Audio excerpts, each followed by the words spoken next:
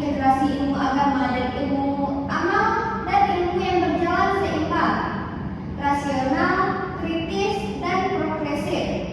Pendidikan untuk semua golongan tanpa diskriminasi. Dengan prinsip tersebut, Muhammadiyah menolak dikotomi ilmu dan menempatkan pendidikan sebagai sarana kemajuan umat.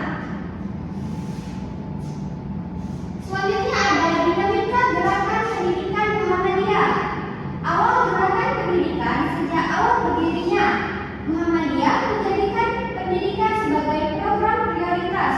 Berbeda dengan sistem pesantren tradisional saat itu, Muhammadiyah memperkenalkan sistem sekolah modern dengan kurikulum terstruktur, metode klasikal, dan manajemen pendidikan yang rapi.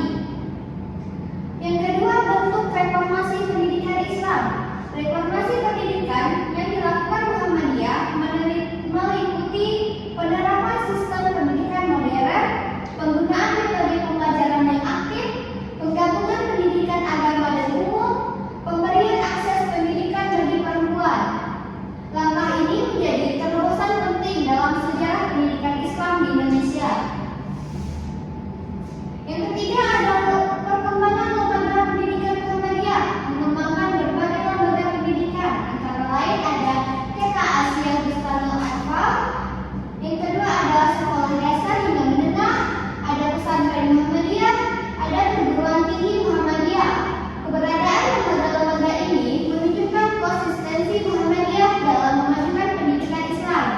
Yang keempat adalah tantangan dan respon.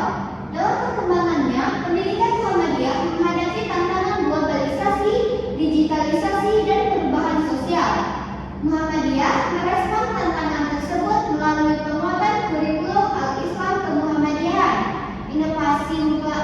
inovasi pembelajaran berbasis teknologi, peningkatan mutu tenaga pendidik, dan pengembangan riset dan jejaring internasional. Jadi, dapat disimpulkan, pendidikan Muhammadiyah merupakan pilar utama reformasi pendidikan Islam di Indonesia yang menggabungkan nilai keislaman, rasionalitas, dan kemajuan zaman.